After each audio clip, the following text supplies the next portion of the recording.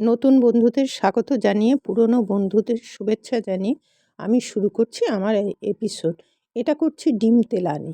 কড়াটা বসিয়ে দিয়েছি, তেলও দিয়ে দিয়েছি, এলাচ আর দারচিনি আমি ফোড়নে দিয়ে দিলাম। ফোড়নটা একটু হলে আমি অলরেডি পেঁয়াজ কেটে রেখেছি, সেই পেঁয়াজটাকে আমি ভালো করে একটু ভেজে নেব, কারণ এইটাকে অল্প ভাজলে হবে না, একটু ভালো করে ভাজতে হবে। আর এর মধ্যে আমি আদা আর রসুন 1 চামচ করে বেটে রেখেছি, এটা আমি দিয়ে দেবো। অ্যাকর্ডিং টু মেজারমেন্ট আপনারা সেইভাবে বাড়াবেন বা কমাবেন, তাহলেই এটা হয়ে যাবে। এবার এর মধ্যে এই আদা রসুন বাটাটা দিয়ে আবার আদা রসুনের গন্ধটা যাওয়া পর্যন্ত এটাকে আমি নাড়তে থাকবো, এবং এইভাবে মশলাটা বেশ ভাজা হয়ে গেলে পরে তারপরে আমি, যদি আপনার লেগে যায় তাহলে একটু জল দেবেন, নাহলে দেবেন না। যদি তেল বেশি থাকে, আমি খুব কম তেল দিয়েছি, তার জন্য একটু জল দিয়ে দিলাম। আর অলরেডি আমি একটা পেঁয়াজ বেটে রেখেছি, একটা পেঁয়াজ, আমি 3টে ডিমের জন্য একটা পেঁয়াজ নিয়েছি, একটু মাঝারি সাইজের। সেই পেঁয়াজটাকে বেটে রেখেছিলাম, সেই পেঁয়াজটাতে আমি ওর মধ্যে বেশ নাড়াচাড়া কুক করতে থাকবো যতক্ষণ না তেলটা বেরোয়।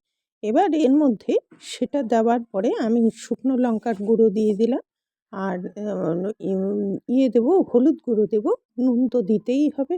এটা তো নুন তো আপনার অ্যাকর্ডিং টু টেস্ট দেবেন। আর সাথে এটা কোনো চিনি পড়বে না, আর করবেন না। আর যদি মনে হয় একটু চিনি দেবেন, দিতে পারেন। এর মধ্যে কিন্তু ধনে গুঁড়ো পড়বে না, এর মধ্যে শুধু জিরে গুঁড়ো পড়বে। আর একটু জল দিয়ে মশলাটাকে ভালো করে একটু মিক্সড করে নিচ্ছি, এবং মশলাটা ভালো করে যাতে তেল বেরিয়ে যায় সেইভাবে করছি। দেখুন তেলটা বেশ বেরিয়ে উপর থেকে ভেসে ভেসে উঠেছে, বেশ সুন্দর হয়েছে। বাই দ্য ওয়ে, আমি নূপুর, আপনারা দেখছেন স্মাইল উইথ নূপুর দাঁড়িয়ে। প্লিজ একটু সাবস্ক্রাইব করে দেবেন, বেল আইকনটা টিপতে ভুলবেন না, লাইক শেয়ার করে দেবেন। আর হ্যাঁ, আপনারা ভিডিওটা পুরোপুরি দেখার অনুরোধ রইল। আর এই জলটা পুরো দিয়ে দেবেন। এটা একটা বাংলাদেশি রান্না।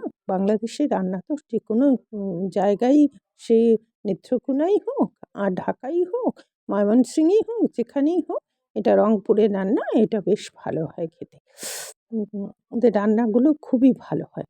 যাই হোক, আমি 3টে ডিম নিয়ে নিয়েছি, এবং ডিমটা কিভাবে দিচ্ছি দেখুন, জলটা ফুটবে, এটা খুব সন্তর্পণে এটাকে জলটা ফুটে উঠলে, ঝোলটা আর কি, তাহলে সন্তর্পণে ডিমটা ভেঙে দিতে হবে। ঠিক যেভাবে দিচ্ছে একটা বাটিতে, কুসুমটা যাতে কোনোভাবে ঘেটে না যায়, এটা হচ্ছে মূল বক্তব্য।